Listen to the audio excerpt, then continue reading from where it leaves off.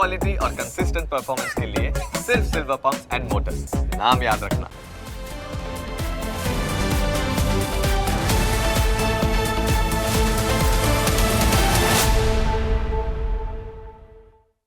In association with Reliance Smart Bazaar. તમને સ્પર્શતા તમામ સમાચારોની છે એમને ફિકરને એટલે જ હું આપના માટે લઈને આવ્યો છું પ્રાઇમ 9 વિથ જીગર. પ્રાઇમ 9માં આજે વાત સરકારી ગાડી અને તેના ઉપયોગની.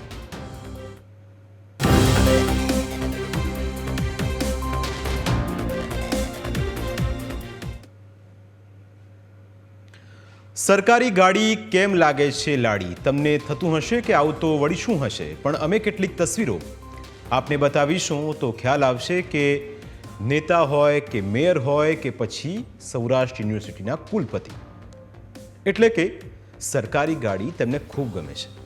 અને એમાં જો સાયરન હોય તો વાત જ શું પૂછવી, કારણ કે સાહેબની કે મેડમની ગાડી આવે તો ખબર પડવી જોઈએ કે ગાડી આવે છે અને એ પણ સરકારી.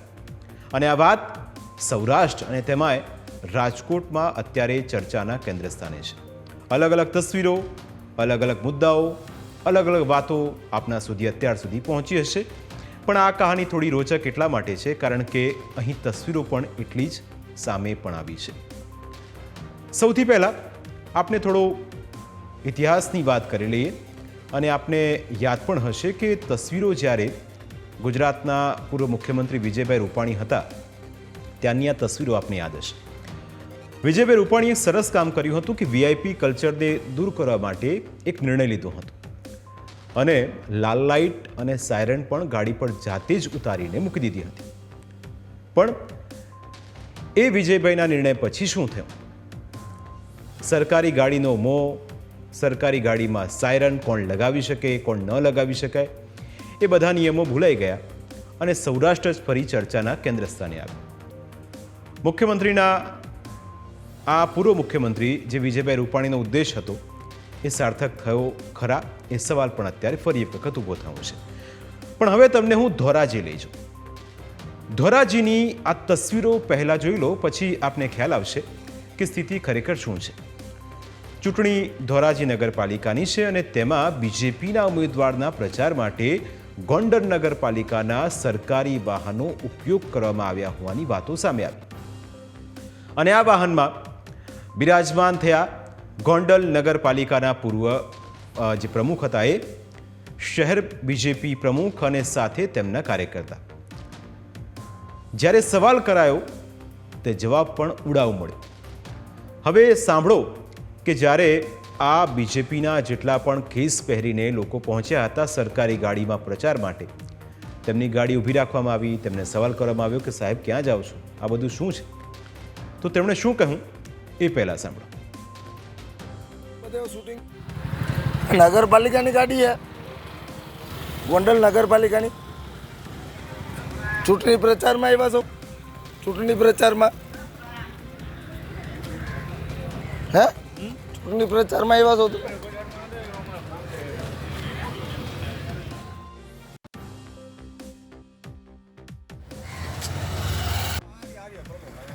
કોણ માલિકી કોણ છે?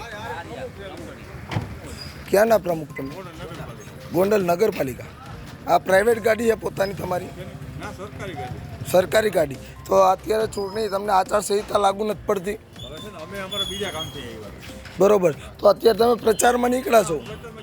આ પ્રચારમાં તમારો વિડીયો છે, અમારા છોકરાઓ બધા શૂટિંગ ઉતારી લીધું. તમે શું લેવા આવ્યા છો? શું કામ આવ્યા હો?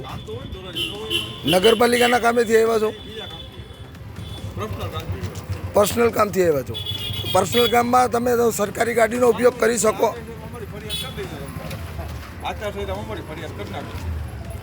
આચારસંહિતામાં તમારી ફરિયાદ કરી દઉં. એટલે આ નેતાનો રૂઆબ તમે જોયો હશે. ફરી એક વખત એ દ્રશ્યો આપ જુઓ. જ્યારે સંવાદ હતો ધોરાજીના દ્રશ્યો છે.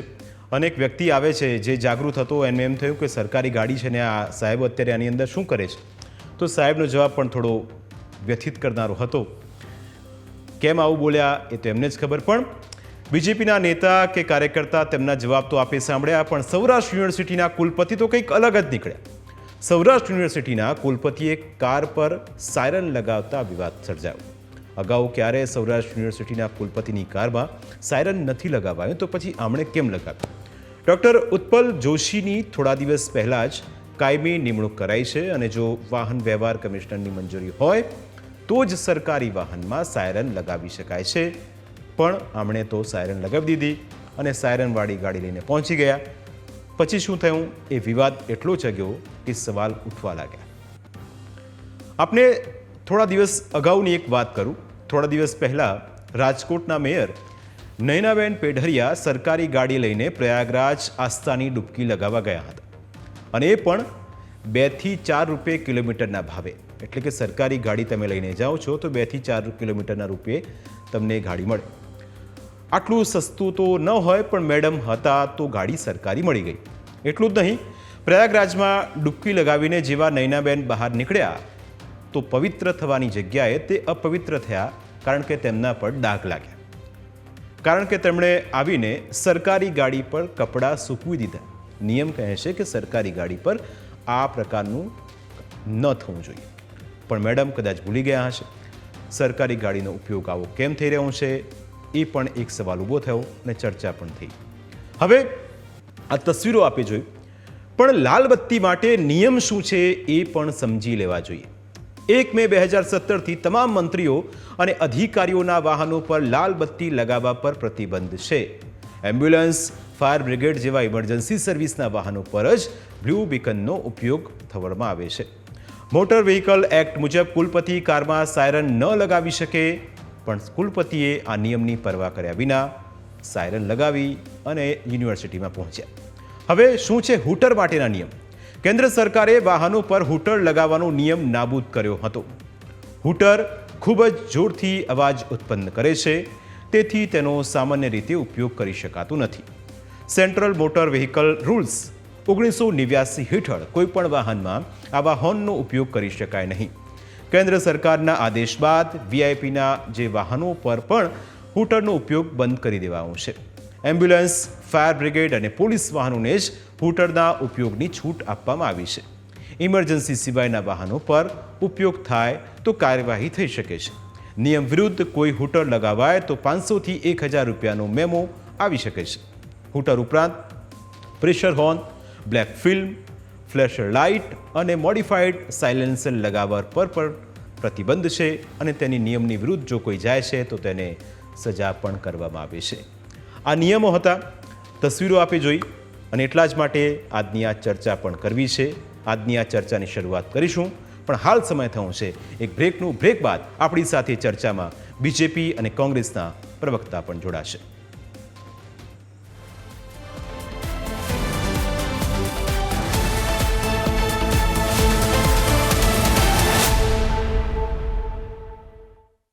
In association with Reliance Smart Bazaar. તો આજની આ ચર્ચામાં આપણી સાથે જોડાયા છે બીજેપીના પ્રવક્તા ડૉક્ટર શ્રદ્ધાબેન રાજપૂત અને કોંગ્રેસના પ્રવક્તા મહેશ રાજપૂત. આપ બંનેનું સ્વાગત છે. સૌથી પહેલો સવાલ શ્રદ્ધાબેન આપને કે નિયમોને નેવે મૂકીને આ તસવીરો આપે જેટલી જોઈ હશે એની અંદર સરકારી ગાડીનો ઉપયોગ કેવી રીતે થાય છે એની એક વાત છે.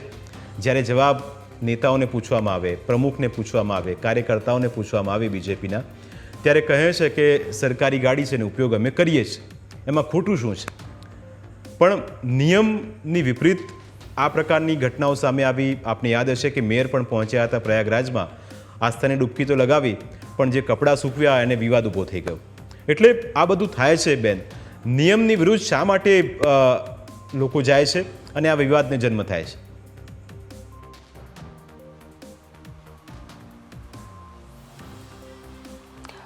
પહેલી વખત તો આપને કીધું કે નિયમો બધા માટે છે અને નિયમોનું જે પાલન છે બધાએ કરવું જોઈએ છે. જેટલી પણ તમે ઘટનાઓ કહી છે એમાં હું કોઈનો બચાવ બી નથી કરવા માંગતી, પણ જે એમનો પક્ષ છે એ રજૂ કરવા માંગુ છું. રાજકોટની ઘટનાની અંદર મેયર જ્યારે વ્હીકલ લઈને ગયા ત્યારે જે પ્રમાણે સરકારી મંજૂરી કમિશનરશ્રીની મેળવવાની હોય છે એ મેળવીને ત્યાં ગયા છે. હા, પરંતુ એ વસ્તુ ત્યાં આપણા સ્ટેન્ડિંગ કમિટીના જે ચેરમેન છે મહાનગરપાલિકાના એમણે પણ સ્વીકાર્યું છે ને આ વસ્તુને અમે પણ અનુમોદન આપીએ છીએ કે જે રીતે કપડાં સૂકવવામાં આવે છે એ યોગ્ય નથી અને એટલા માટે એમને કહેવામાં પણ આવ્યું છે કે આ શિસ્ત ભંગ ન થાય. બાકી જે એમને ચૂકવણું કરવાનું છે એ ચૂકવણું કરી દેશે અને પરમિશન લઈને ગયા છે. બીજી વસ્તુ જે તમે અત્યારે મને ગોંડલની કહી છે એ પણ આપની ડિબેટ પહેલાં મેં ત્યાંના સ્થાનિક આગેવાન સાથે જ્યારે વાત કરી હતી ત્યારે ઉપલેટામાં એક એનિમલ હોસ્ટેલ છે એની વિઝિટ કરવા માટે આ લોકો ગયા હતા. કોઈ પણ પ્રકારનો જે છે આ વ્હીકલનો ઉપયોગ ચૂંટણીના પ્રચાર પ્રસાર માટે ક્યાંય પણ કરવામાં આવ્યો નથી. ઉપલેટાથી ધોરાજી વચ્ચે અમુક જે ચૂંટાયેલા પદાધિકારીઓ છે એકબીજાને મળ્યા અને વાતચીત થઈ, બસ એટલી જ વાત છે. બાકી આનો ઉપયોગ જે છે એ સરકારી કામ માટે થયો છે, કારણ કે અમારો અત્યારે જે ચૂંટણીનો પ્રચાર પ્રસાર ચાલી રહ્યો છે એમાં ભારતીય જનતા પાર્ટી એ બિલકુલ શિસ્તને વરેલી પાર્ટી છે. જ્યારે પાર્ટીનો ઉદય થયો હતો ત્યારે કોઈ પણ પ્રકારની સત્તા નહોતી ને એક નાની નગરપાલિકા જ્યારે આવી હતી અને નગરપાલિકાના પ્રમુખ જ્યારે પંડિત દીનદયાળને રિસીવ કરવા ગયા હતા ત્યારે પંડિત દીનદયાળે પણ ના પાડી દીધી કે હું ચૂંટાયેલો જનપ્રતિનિધિ નથી, એટલા માટે હું આ વ્હીકલમાં નહીં બેસું. બેન આપને રોકીશ, એક પ્રશ્ન એ છે, સ્થાનિક લોકો જ્યારે સાથે એમની સાથે વાતચીત થઈ, નિયમોનું જે પાલન છે, જી ગોંડલની જ વાત છે, સ્થાનિક લોકો જ્યારે અમે એમની સાથે પણ વાતચીત કરી તો એમને એવું કહેવું હતું કે ખેસ પહેરીને ગલીઓની અંદર પ્રચાર કરતા હતા. અમે જવાબ પૂછ્યો તો કહ્યું કે અમે બીજા કામે આવ્યા છે. અને એ આપે સંવાદ પણ સાંભળ્યો હશે, એ ઓડિયો ક્લિપ પણ આપણે સાંભળી હશે. ખેસ પહેરીને એ સેવા કરવા માટે ગયા હતા એવો સવાલ ત્યાંના લોકો પણ પૂછી રહ્યા છે.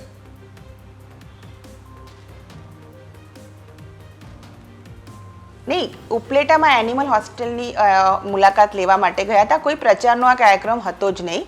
અને જે ખેસની વાત થઈ રહી છે એના વિશે બી મેં જાણકારી મેળવી છે. ખેસના ઉપર એ મે બી ઓરેન્જ કલરનું છે પણ એની અંદર પણ જે છે કમળનો સિમ્બોલ નથી અને છતાં બી વિપક્ષને લાગતું હોય તો એ ચૂંટણી પંચ છે એમાં રજૂઆત કરી શકે છે. ને ચૂંટણી પંચ છે એ સ્વતંત્ર સંસ્થાન છે, એ કોઈ બીજેપી કે કોંગ્રેસ કે અન્ય પાર્ટીઓના ખેસ કે એના સિમ્બોલ એના ઉપર જે પણ એક્શન કે કંઈ લેવાનું થાય છે સંજ્ઞાન એ લેતી જ હોય છે. તો વિપક્ષને જો એવું લાગતું હોય તો એ હું આપના માધ્યમથી બી કહું છું કે ચૂંટણી પંચને રજૂઆત કરી શકે છે. બિલકુલ મહેશભાઈ, આપના માટે ઓપ્શન ખુલ્લો છે અને બીજેપી પ્રવક્તા જ કહી રહ્યા છે કે તમારે ચૂંટણી પંચમાં જઈને ફરિયાદ કરવી હોય તો કરજો, પણ હકીકત આપ એ વિસ્તારના છો અને આપે ઘણું બધું ત્યાં જોયું છે. હકીકતથી વિપરીત આ જવાબ છે કે પછી બેનના જે જવાબ છે એની સાથે આપ સહમત છો અને કહેશો કે ના બેન જે કહી રહ્યા છે બરાબર છે? કારણ કે લોકો સાથે મહેશભાઈ અમારી વાતચીત થઈ તો એ તો કહે છે કે આ લોકો પ્રચાર કરવામાં આવ્યા હતા. બીજું એક કે સૌરાષ્ટ્ર યુનિવર્સિટીના જે કુલપતિ છે એમને ખબર છે કે નિયમ વિરુદ્ધ જઈને સાયરન લગાવી ના હોય તો પણ સાયરન લગાવીને આવ્યા અને સીન સપાટા માર્યા.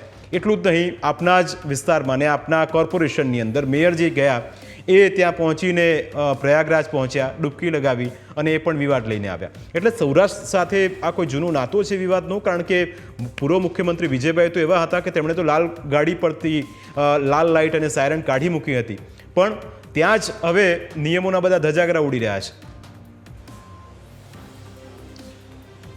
જેમ કે હું બહુ સ્પષ્ટ કહું છું કે વિજયભાઈ સીએમ બન્યા અને કાયદો લાઇટ કાઢી એ પહેલા આ કાયદાનો જ્યારે અમલ કરવાની વાત આવી ત્યારે વિજયભાઈ પહેલા આનો અમલ કરવામાં આવ્યો હતો કે કલેક્ટરથી માંડી બધાની ગાડીઓમાંથી લાઇટ કાઢી નાખો. ત્યારે રાજકોટ કોર્પોરેશનના વિરોધ પક્ષના નેતા પ્રવીણ રાઠોડ હતા, તેઓએ પોતાના હાથે જ એમની લાલ લાઇટ અને બધું કાઢી નાખ્યું હતું.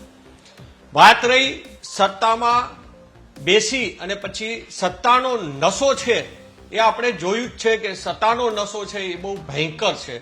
અને અત્યારે જેમ બેને કીધું કે ભાઈ તમે કાંઈ હોય તો ચૂંટણી પંચમાં વહી જાઓ, પણ હકીકત એ કબૂલવું જોઈએ કે જે વસ્તુનો ભંગ કર્યો છે એ ન થવો જોઈએ. એ પછી કોઈ પણ પાર્ટીના પદાધિકારી હોય એને એની પાર્ટીના પદાધિકારીએ જ્યારે એ વસ્તુનો શરત ભંગ કર્યો હોય તો એને બચાવવાના ન હોય, એને એમ કહેવાનું હોય કે હા એનાથી ભૂલ થઈ ગઈ છે, એ રીતે કબૂલ કરવું જોઈએ. જે રીતે આપણે વાત કરીએ તો રાજકોટ કોર્પોરેશનના મેયરશ્રી ગયા પછી સ્ટેન્ડિંગના ચેરમેન એવું કહે કે મારી જ્યારે મેં બાઇટ આપી ત્યારે મેં એવું કહ્યું કે ભાઈ આજે તમે મિનિમમ કંઈ ના કરો, પેટ્રોલના તમે 2 રૂપિયા કઈ રીતે વસૂલી શકો? પેટ્રોલનો ભાવ 100 રૂપિયા અને 100 રૂપિયા પેટ્રોલનો ભાવ હોય, ઇનોવા કાર હોય, એની એવરેજ મિનિમમ 7 થી 8 ની એવરેજ આવે એટલે 1 કિલોમીટર જ 12 રૂપિયા તો ઘરમાં પડે તો શું 10 રૂપિયાની નુકસાની કોર્પોરેશને કરવાની? જયારે વિકાસના કામની વાત હોય ત્યારે પૈસા નથી હોતા અને આ રીતે પૈસા વેરફવાના. એની સાથે સાથે અધિકારીઓની પણ વાત કરી હતી. એટલે ગઈકાલે સ્ટેન્ડિંગના ચેરમેને એવું કીધું કે આ બધા જ અધિકારીઓ 40-42 જણાની ગાડીઓ પાછી ખેંચી લીધી છે. પણ સત્તાનો નશો, એ નશો જ્યારે તમે ચૂંટાયેલા પ્રતિનિધિ હો કે સરકારના નિમણૂક કરેલા પ્રતિનિધિ હો ત્યારે એ સત્તાનો નશો ન ચડવો જોઈએ, પણ તમારું લેવલ જે હોય એમાં તમારામાં ગરિમા અને એ પદની ગરિમા જાળવવાનું તમને પહેલો તો સેન્સ હોવો જોઈએ. જ્યારે સૌરાષ્ટ્ર યુનિવર્સિટીના કુલપતિ શ્રી સાયરન લગાડે, પાછા એવું કે હું વીવીઆઈપી કલ્ચરનો માણસ નથી, હું સામાન્ય જિંદગી જીવવાવાળો માણસ છું, તો તમારે સાયરનની જરૂર જ કેમ પડી? અને એ પણ ગેરકાયદેસર.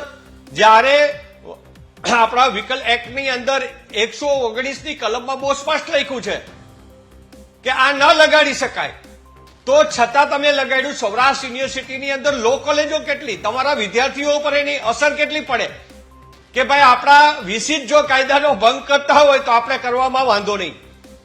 194ની જે મોટર એક્ટની જે કલમ છે એના મુજબ એની સામે દંડ કરી શકાય, પણ હું એમ કહું છું કે આવું થવું જ ન જોઈએ. બીજું કે સરકારી કારોનો ઉપયોગ જ્યારે નગરપાલિકાનો કોઈ પણ પ્રમુખ હોય એને ખબર જ હોય કે બીજી નગરપાલિકાના ઇલેક્શનમાં આપણે આ ગાડી લઈને ન જઈ શકાય, કારણ કે ચૂંટણીનો ઢંઢેડ આપણે કલેક્ટરશ્રીનું જાહેરનામું હોય તો એ જાહેરનામાનો ભંગ કહેવાય, તો એ ગાડી જપ્ત થાય અને એનો ઉપયોગ કરનારની સામે કાયદાકીય કાર્યવાહી કરવી પડે. હવે બેન એમ કે ચૂંટણી પંચમાં વહી જાઓ, એ જે એની વાત છે એ બેનને હું વિનંતી સાથે કહું છું કે આવી આપણે એક જવાબદાર તરીકે આવી વાત ન કરાય કે ભાઈ ઇલેક્શન પંચમાં વહી જાઓ ને ત્યાં ફરિયાદ કરી દો. પણ જે ગાડી હતી તો હતી અને એના ફોટોગ્રાફ છે, બધું છે, ત્યારે તો કબૂલ કરો જે હકીકત છે. પણ અત્યારે જે ગુજરાતની અંદર, સૌરાષ્ટ્રની અંદર કે બધી જગ્યાએ જે રીતે ભાજપના નેતાઓને જે નશો ચડ્યો છે, એના નિમણૂક કરેલા અધિકારીઓને જે નશો ચડ્યો છે, પદ અધિકારીઓને, એ નશો તો હવે પ્રજા ઉતારે તેથી જ આ લોકો નીચે આવશે. શ્રદ્ધાબેન, મહેશભાઈનું કહેવું છે કે નશો ચડ્યો છે બીજેપીના જેટલા પણ લોકો છે એમને, અને એ નશાની અસર અધિકારીઓને પણ થઈ ગઈ છે. બીજું કે જે રીતે આ જેટલી પણ તસવીરો શ્રદ્ધાબેન સામે આવી, શું વીઆઈપી કલ્ચરની મોહ હજી એ લોકોને છે? એ કુલપતિની વાત આપણે કરીએ, એ મેયરની વાત કરીએ, કારણ કે જનતા માટે તમામ કુલપતિ છે તો એ શૈક્ષણિક સંસ્થા માટેના છે, મેયર છે તો જનતા માટેના છે, અને નેતા છે તો લોકહિત માટે લોકોના કામ કરવાના છે. તો પછી વીઆઈપી કલ્ચરનો આટલો મોહ શા માટે શ્રદ્ધાબેન આવી જતો હોય છે? જો જ્યાં સુધી કોંગ્રેસ અને વિપક્ષના લોકોનું કહેવું છે તો જે વીઆઈપી કલ્ચર છે અને જે નશો છે સરકારી વસ્તુઓનો, એ આ દેશમાં કોંગ્રેસથી વધારે કોઈને પણ નથી.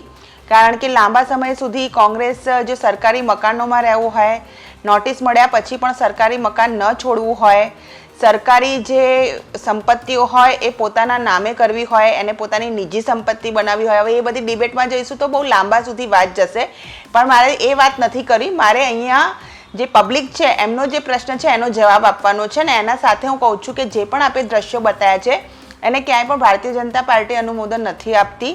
જે સૂચના બધા માટે છે અને જે ચૂંટણી પંચે નિયમ બનાવ્યા છે એ દરેકને લાગુ પડે છે અને એનું શિસ્તપૂર્વક પાલન છે ભારતીય જનતા પાર્ટી કરી રહી છે. ક્યાંય પણ કંઈ લાગતું હોય તો એ ચૂંટણી પંચમાં રજૂઆત કરી શકે છે, કારણ કે કોંગ્રેસ પાસે કોઈ મુદ્દો છે જ નહીં. એ પ્રચાર પ્રસારમાં જઈને લોકોના જમીની મુદ્દા સાથે કઈ રીતે જોડાવે અને કઈ રીતે વોટ માંગે અને નગરપાલિકા કે સ્થાનિક સ્વરાજની ચૂંટણી જીતે. કારણ કે તમે જુઓ તો 200થી તો વધારે સીટો છે એ બિનહરીફ થઈ ગઈ છે.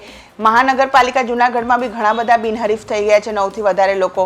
તો અહીંયા અમે જે છે લોકોની સેવા કરવા માટે, એના માટેના પ્રયત્નો માટે ડોર ટુ ડોર કેમ્પેનિંગ કરી રહ્યા છે. હું કોઈનો બચાવ બી નથી કરવા માંગતી. જો કોઈએ કોઈ વ્હીકલનો કે કોઈનો મિસયુઝ કર્યો હશે તો જે એક્શન લેવાના થતા હશે, કોંગ્રેસને લાગે તો ચૂંટણી પંચને ફરિયાદ કરે. ચૂંટણી પંચ છે એના માટે અબાધિત અધિકાર એની પાસે છે, એટલે મેં ક્યાં ના પાડી જ છે. પણ હું તમને આ તબક્કે કહેવા માંગુ છું કે સ્થાનિક સ્વરાજની ચૂંટણીમાં શું કોંગ્રેસ માટે પ્રજાજનો માટે કંઈ કામ કરવાના મુદ્દા છે કે પાણીમાંથી પોરા શોધવાનું કામ કરી રહી છે?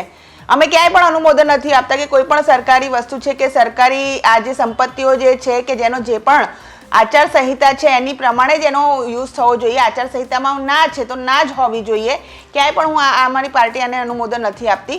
પણ લોકો પ્રચાર પ્રસાર કરી રહ્યા છે, ડોર ટુ ડોર કેમ્પેનિંગ કરી રહ્યા છે. મેં તમને કહી દીધું છે, કોંગ્રેસને વાંધો હોય તો એ ચૂંટણી પંચમાં જઈ શકે છે, ચૂંટણી પંચ એનો નિર્ણય લઈ શકે છે.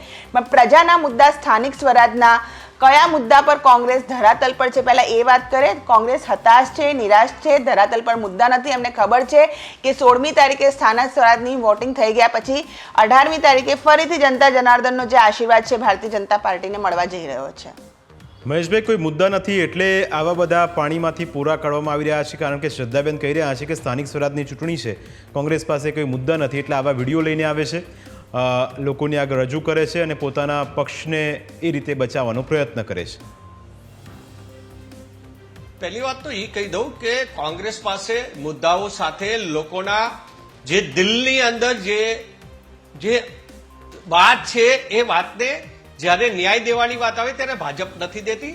અને ભાજપના મિત્રો કે મારા બેન એવું કહેતા હોય કે એમની પાસે મુદ્દા નથી. બેન, અમારી પાસે મુદ્દા છે. તમે હાર ભારી ગયા છો એટલે તો ગમે ત્યારે તમારા નેતાઓને ખુલ્લેઆમ ભાષણમાં ધમકીઓ દેવી પડે અને એમ કહેવું પડે કે મત નહીં આપો તો તમારા મકાનો પાડી નાખશું. એટલે બેન, આ ધમકી ક્યારે દેવી પડે? જ્યારે તમે હાર ભાડી ગયા હોય ત્યારે લોકોને પણ તમે ધમકીઓ આપો છો. કુડીનારની વાત કરીએ તો ત્યાં દિનુભાઈ સોલંકી ખુલ્લે આમ ધમકીઓ આપે કે આમ કરી નાખીશ ને મરચા ચીરીને મરચા ભરી દઈશ. તો આવી ધમકીઓની વાત ન હોય. આ નશો જ છે, તમને સત્તાનો નશો તમારા તમામ નેતાઓને ચડી ગયો છે. તમે ગયાસુદ્દીન શેખ બી શું બોલ્યા છે? ગયાસુદ્દીન શેખ વાત કરીએ છીએ. મહેશભાઈ, ગયાસુદ્દીન શેખ શું બોલ્યા છે એ બી તો જુઓ. કરે છે લોકોના ટેક્સના પૈસાનો દુરુપયોગ કરે છે. મહેશભાઈ, ચલો તમારી વસ્તુ મેં સાંભળી, બહુ પ્રેમથી સાંભળી, તમે મારા ભાઈ છો. પણ હું તમને ભાઈ એ પૂછું છું કે ગયાસુદ્દીન શેખ શું બોલ્યા છે? બેન, આપ કહો ને, આપે તો મતદારોને આપના નેતા ધમકી મારે છે કે તમે મત નહીં આપો તો તમારા મકાનો પાડી નાખશું.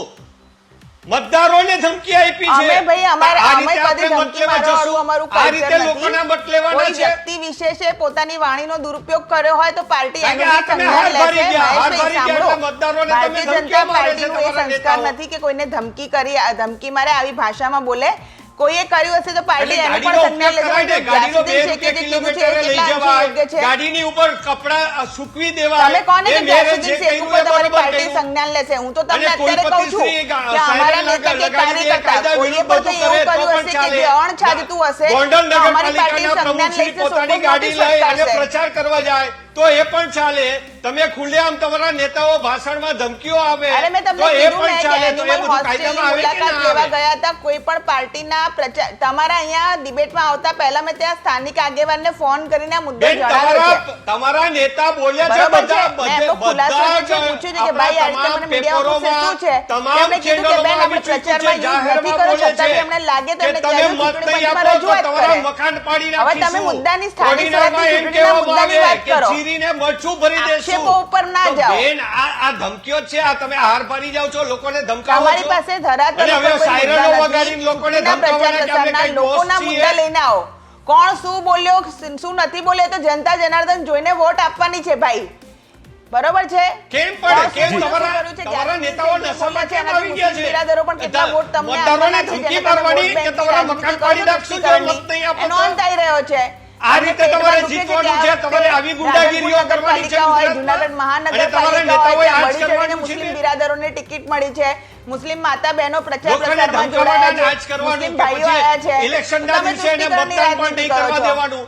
તમારા ગુંડાઓ બિલકુલ, એટલે ઉતારી દેવાના. અમે કોઈ મુદ્દો ધમકાવતા ભટકી રહ્યો છે પહેલા તમે અને જે ફરી મુસ્લિમોને એક રાજનીતિ થઈ રહી છે. આ બંનેને બોલાવતા કહીશ કે જે કે વાત છે આપણે જે એ મૂળ વાત મુદ્દાની વાત હતી એ તો તમારું કરી, છે. પણ એની અંદર આ પોલિટિક્સ આવ્યું છે. હવે જનતા જ નક્કી કરશે કે તેમને શું પસંદ છે અને કોની તરફ તે પસંદગીનો કળશ પણ ઢોળે છે. આ બંને અમારી સાથે ચર્ચામાં જોડાયા. આપનો ખૂબ ખૂબ આભાર. અમારી વિશેષ રજૂઆતમાં અત્યારે બસ આટલું જ. ફરી મળીશું આપને સ્પર્શતા મુદ્દા સાથે.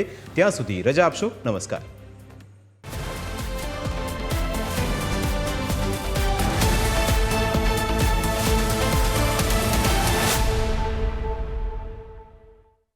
in association with Reliance Smart Bazaar.